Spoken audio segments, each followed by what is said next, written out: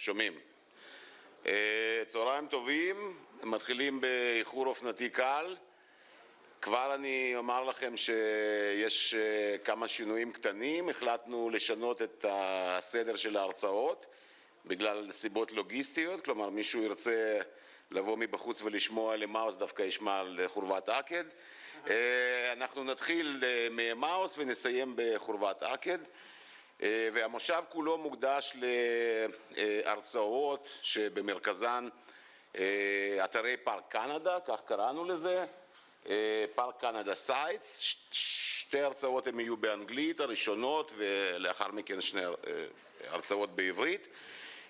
פארק קנדה, לפני שנתחיל רק נאמר שפארק קנדה והאתרים האלה בפארק קנדה הם היו במרכז פעילות מדעית של דאז מגמה לארכאולוגיה קלאסית בחוג ללימודים קלאסיים של אוניברסיטת תל אביב כבר בשנות ה-70 וה-80 של המאה הקודמת, כלומר פרויקט הדגל של מרדכי גיחון ומשה פישר לאחר מכן, שהצטרף לפרויקט אתרים כמו חורבת מצד, עקד וכמובן אמאוס ובית מרחץ רומי באמאוס. חורבת מצד משה הספיק לפרסם כמונוגרפיה, אבל עקד ואמאוס ובית מרחץ רומי באמאוס עדיין לא פורסמו תוצאות החפירה בצורה מלאה, אם כי פרופסור טל יציג לנו את המחקר שנמסר כבר למעשה לפרסום וצריך לצאת עוד מעט במסגרת פרסומים של אוניברסיטת תל אביב. ובנוגע לאמאוס, אתם יודעים, עונה ראשונה באמאוס בבית מרחץ רומי התחילה, אם אני זוכר נכון, ב-1970, והעונה האחרונה הייתה ב-1997. למה אני זוכר 97? כי אז הייתי סטודנט צעיר, לא כזה צעיר, כבר תואר שני, התבקשתי להיות עוזר של פרופסור מרדכי גיחון, וליוויתי אותו שם במשך חודשיים בערך עם קבוצת פועלים של אבו עיסא משכם, מישהו מכיר פה מעובדי קמ"ט, כן? אבו עיסא הוותיק שעבד עוד עם קטלין קניון, זכורה לי כאחת החפירות הכי מעניינות שהשתתפתי בה פעם ב-97, זה היה 20 שנה עברו, וראו איזה פלא, עכשיו אנחנו מתחילים פרויקט חדש באמאוס, חוזרים לאותו אתר, לאותו בית מרחץ רומי, ושם במאי מתוכננת עונת חפירה שמטרתה למעשה קודם כל לנקות את האתר, להחזיר את המצב לקדמותו, למצב של 1997, להרחיב טיפה את החפירה ולדסקס את התוכניות בנוגע לעתיד של האתר, שימור, הרחבת חפירה וכדומה. לכן חשבנו שבהחלט מן הראוי להקדיש לאתרים האלה מושב שלם. אז כפי שאמרתי, אנחנו נחליף את הסדר, ראשון הדוברים יהיה רבי ברנע לוי סלבן. The lecture is going to be in English, so I will introduce him in English. So Barnea is an archaeologist, a tour guide. Currently he is a doctoral student at Tel Aviv University under the guidance of Professor Oren Tal, and writing about Yavne Yam, and etc. He is co-director of the Foundation Stone Educational Organization, and he lives in the old city of Jerusalem. So Barnea will discuss historical sources with regard to Emmaus, and Barnea, the stage is yours.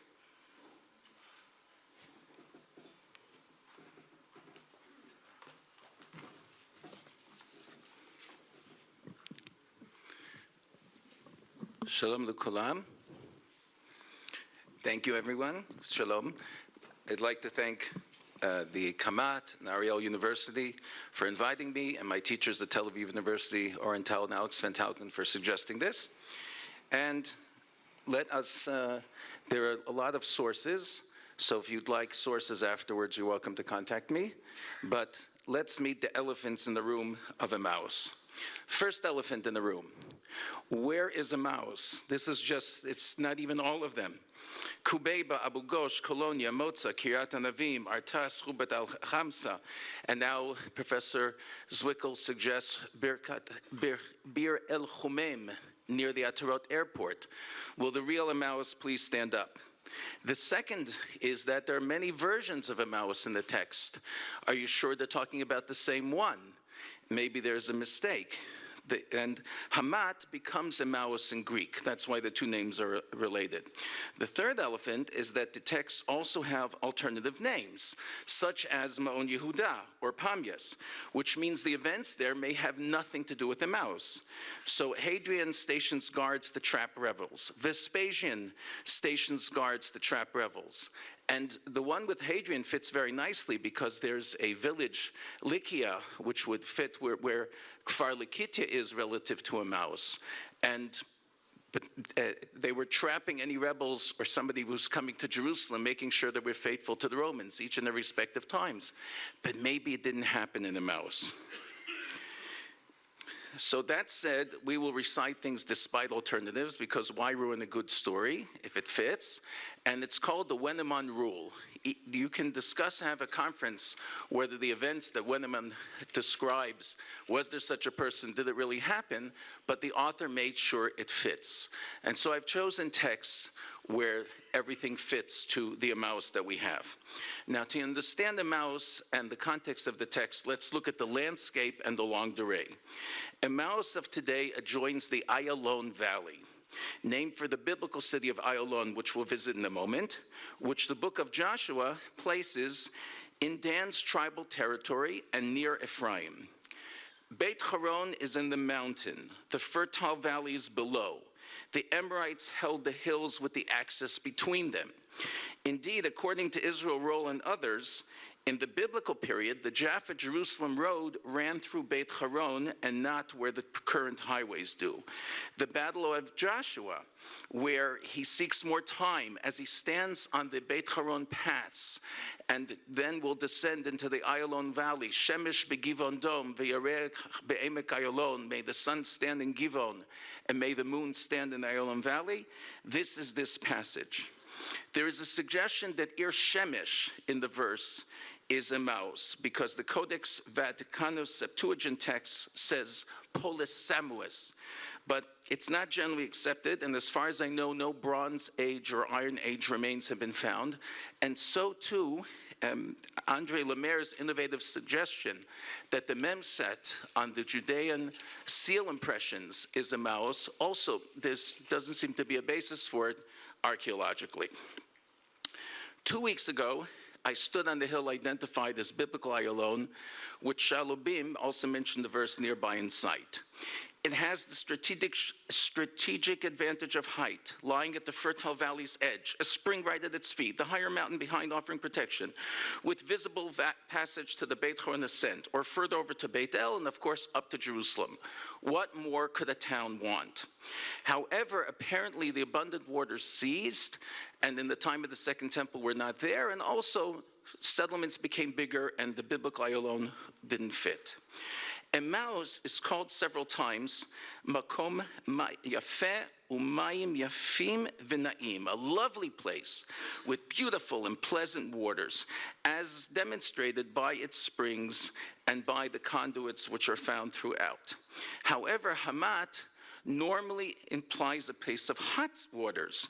There's a text in Shir HaShirim Zuta that talks about how attackers came from Hebron and chased the people in the plain of Hamat of Judah.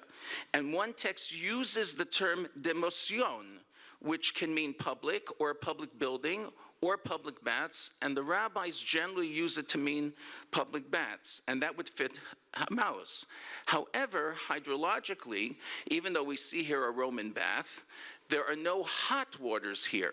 And Hilik Abergil suggests that just like Israelis today will talk about going to Ein Gedi Spa, and there are no hot waters there, but we go for the hot waters, and so the Roman bath gave it its name. I don't think that works, and neither do the authors of the CIIP, because the bathhouse is much later. It's 3rd century. The name Hamat seems to be earlier. So I state that there is a problem here. The idea of water systems seems to be endemic to Emmaus. the flourishing Muslim capital of Emmaus, Yakut reports to us 500 years later that in the 7th century there was a plague, they got wiped out, and the new capital became Ramla, as we've learned about the coins from Nicholas. But today, in the Ein Prat Reserve, the wonderful pool under the palm tree that everybody goes to, it has also dried up. And Guy Tovasol was told by the rangers, it's been 2 months this way. Things happened in the underground system, and apparently what happened to Emmaus was a plague carried through the water. Yeah, good.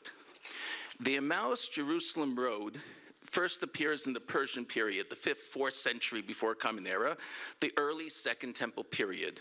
Now I'm wondering aloud if Emmaus's founding might have something to do with a broader southern Levant control given by the Persians to the Phoenicians, but that will require archaeological proof. Right now there is none for that. Now even Highway 1 going through the Ayalon is only from 1978. Millions and millions of dollars are spent to deal with the flooding of it. The Chiriyah has to deal with the project has to deal with protecting 11 communities from if the Ayalon floods. Even though we were taught the opposite in tour guide school, paths do not go through the valley. The ground doesn't support it neither in the winter, neither in the summer. You take the hills around, you skirt around. And the ancient roads here all skirt around the valley. Right? This is the Shichobed tomb, which is protecting the bathhouse, which we'll hear much more about as we come out. So back to history. Julius Africanus petitioned the Emperor Elagabalus in 22C for polis status, which was granted. And here, with seeing remains of the road of today, that Rabbi Yochanan ben Zakkai goes up to Emmaus and he sees a young girl on the road, and he feels the pain of a young Jewish girl pulling the dung, the barley corns out of the dung from an Arab animal. Look what has happened to us in destruction. So here's where the roads are. So in this period, Emmaus all of a sudden becomes much more important. It becomes a polis, and it's renamed Nicopolis, city of victory over the Jews, as Sussman points out in the 5th century. Now, once you're a polis, you can mint coins.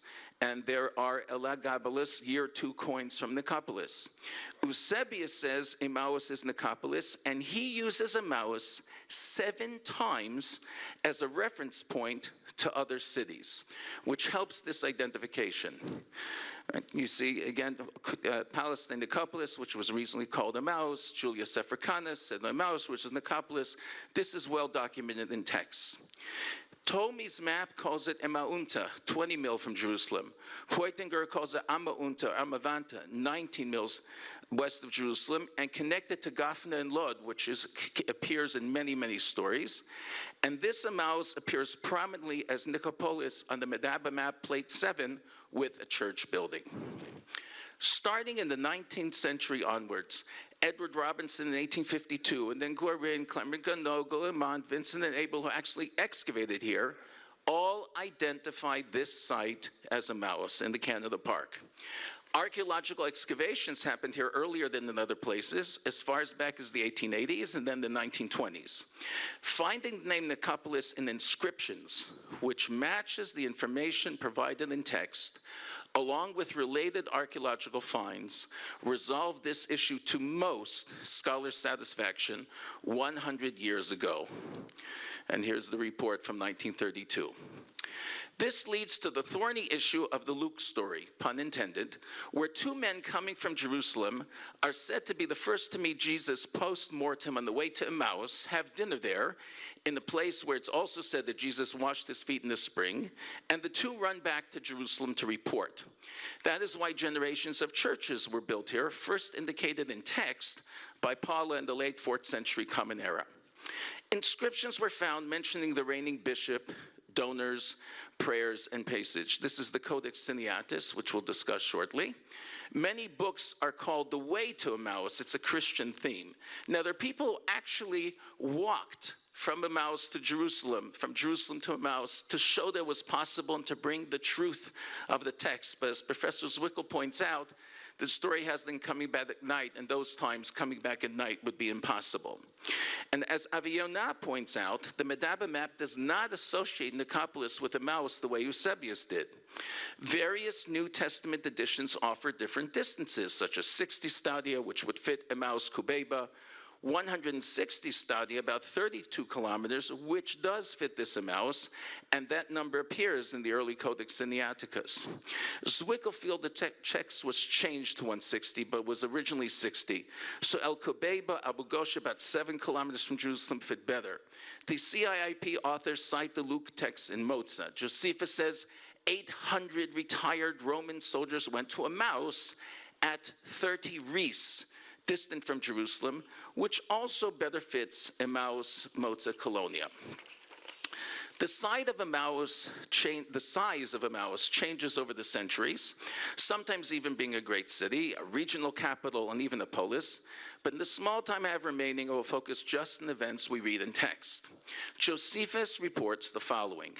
Cassius, who helped kill Julius Caesar and who loved Herod, sells the inhabitants of the great city of Emmaus into slavery because they did not endeavor sufficiently to pay the tax he placed on them. Antony later made restitution. Emmaus became the capital of a toparchy, as Josephus and Pliny report. The Roman commander Machaerus brings a significant number of troops and horses to Emmaus. After Herod's death, a rebel group attacked Roman soldiers on the way to Jerusalem, killed their leader, and took their belongings on the road near Emmaus. Varus avenged this by burning Emmaus. Later, rebel leader Yochanan the Essene had Emmaus under his jurisdiction. Then Vespasian builds a camp in Emmaus and installed the 5th Roman legion there, specifically to guard the passes to Jerusalem, Josephus says, and Titus later called the 5th legion to come to him from there. A Roman military presence apparently continued there afterwards, including the Nabatean auxiliary unit from Petra, and here is an inscription. The Emmaus mentioned in Mishnah texts is definitely here. In the 7th sabbatical year, when the land rests by Jewish law, if a particular type of produce runs out from the field for the animals, you must remove it from your homes. But that doesn't apply to the whole country at once. There are 3 major divisions, and there are sub-districts. Let's focus on Rabbi Yochanan's Talmudic statement explaining the Mishnah. From Beit Horon, which keeps on appearing in relation to Emmaus. From Beit Horon until Emmaus, it's considered mountain. From Emmaus to Lod, it's considered the foothills region, the Shephelah. So thus, Emmaus straddles the boundary between the Judean mountain range and its foothills. The populace. It's important to note that for centuries, Emmaus was a mixed city. Pagans, Romans, as evidenced by inscriptions mentioning Roman leaders, and soldiers' tombstones, epitaphs, and a large villa. By Christians, as evidenced by the churches, and inscriptions with crosses and mentioning church leaders. This is in the Museum of St. Anne, and this is Bishop Ionis. And by Jews, and not just any Jews. The Mishnah in Arachin specifically says that Emmaus families were pedigreed to the point that Kohanim, members of the priestly caste, could freely marry them with no fear of transgressing possible prohibitions which would render them and their children unfit for temple service. The great sage Nehemiah ben HaKaneh, whose prayer before Torah learning is said daily around the world, was from Emmaus. Zev Vilnai suggests that Shimon HaAmsuni and other similarly named may be from Emmaus. And great Jews came to Emmaus, to the Atlis, the market, which often means a camel market. Rabbi Akiva asked questions of Rabbi Gamliel and Rabbi Yeshua when they came to buy wedding needs, a very famous piece. But Zev Safrai and others say that maybe it's a tax-free zone. So it's here by a major road junction. Mi lo yavo, to such a thing, especially Jews. Samaritans lived here because the Jerusalem Talmud says that Samaritans became absorbed into 13 cities in the after effects of the Hadrianic decrees, which scholars have written about as a broader phenomenon like in Yavne. Specifically, Rabbi Acha went to Emmaus as a Samaritan city and ate a food cooked by pouring boiling water over it, demonstrating this was permissible for the Jews of Israel. Inscriptions were found in Samaritan script, including one suggested to be from a synagogue with both Greek and Paleo-Hebrew letters, reading, "One God, may his name be blessed forever." Very beautiful. Another reads, "God is a hero, God is his name," which was said in synagogues around the world just this past Sabbath. And it says, "God is his guide, come in you blessed of God, there is none like the God of Jeshurun." Another seems to be an even more direct quote of the Song of the Sea in the book of Exodus. Now, as a student of Tel Aviv University, of course, I challenge commonly held assumptions, and I note that even today, Samaritans have quotes over their doors, so this could have come from a fancy villa, not necessarily a public building. Shalubim nearby has a Samaritan synagogue, so it's not unreasonable, but it's not conclusive, I suggest. There's a much later 7th century story told by a priest, Johannes Moschus, whose commitment to reality is far from certain. And he talks about a thief named Syriacus the Wolf, who had Jews and Samaritans in his wicked band that committed horrible atrocities and attacked people on the road, taking advantage of their strategic location. Now, remember the Wenneman rule. I wish now to explain the physical evolution of the site and the landscape and to respectfully differ with the Khirbet Akkad excavators and others. There are 3 main adjoining hills, 2 hills, one lower and one higher, with springs at their feet, lie adjacent to the fertile island valley. The valley forms a U shape around them. That's the Second Temple period Emmaus, later renamed Nicopolis. To their east, there's a 3rd adjoining smaller and higher hill called Khirbet al-Akkad, which you're going to hear about right there. About 25 dunams in city. This was not the city, I contend. It's 1.5 to 2 kilometers outside it. It's fortified from the time of Bakchidis. What a view. It's fortified from the time of Bakchidis, during the Hasmonean struggle. It has a paved gate. This is a picture before the current refurbishing. It has a paved gate, and as Josephus described these fortifications, it also has towers.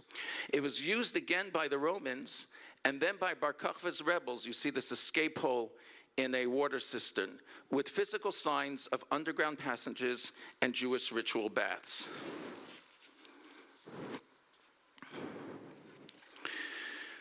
Recent excavations found Rhodian stamped handles used by Greeks, Hasmonean stamped handles, and arrowheads spanning from the Hellenistic through to the Bar Kokhba periods, and even a mobile mint of the Bar Kokhba period, attesting to respective occupants over time. On the other hills, there are wine presses, there are orchards, 3 different techniques of wine presses. They grew crops and grains in the vale below, a Roman grave with a fancy design carved into the bedrock, and the nearby classic Jewish burial cave with stone burial boxes were found both on the lower hills and in the vale edge, near the sophisticated dual-line aqueduct that then supported the bathhouse. Flowing spring water was used not just for irrigation, but also for that bathhouse that you're about to, as you already heard, you're going to hear about. Now, there are Talmudic texts, 2 points from the end. There are Talmudic texts expressing the nature of Emmaus as a health center. Rabbi Yochanan ben Zakkai was suffering from ravenous hunger. He went to Emmaus, he sat east of a fig tree, and he recovered.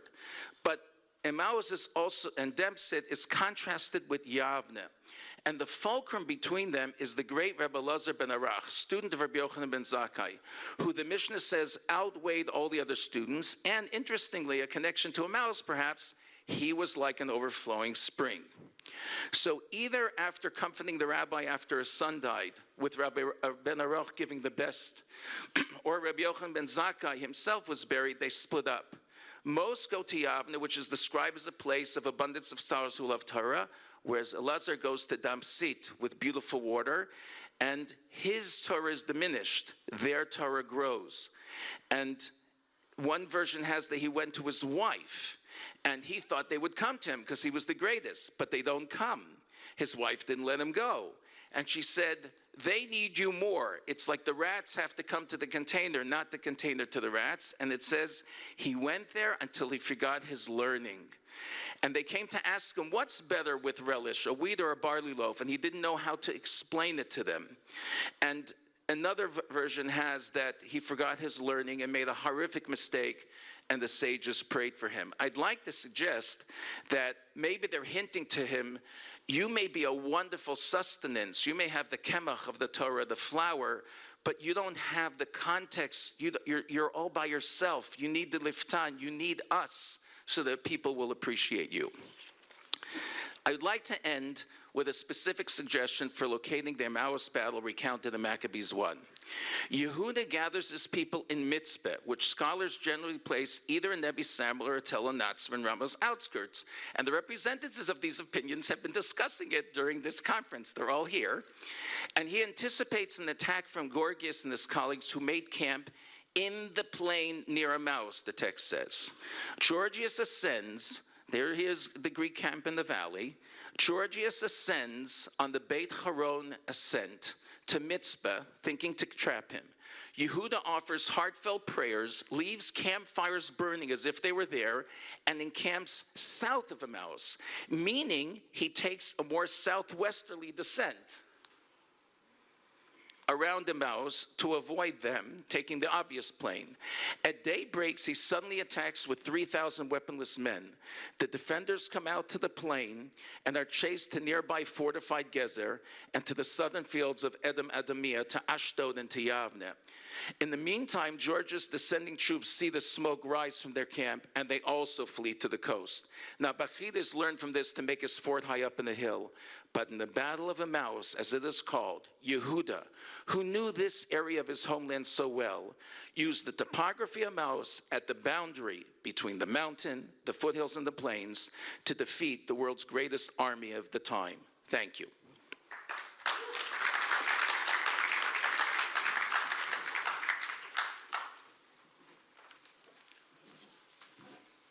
Thank you, Barnea, for this very energetic and excellent presentation and summary of historical, really a variety of historical sources.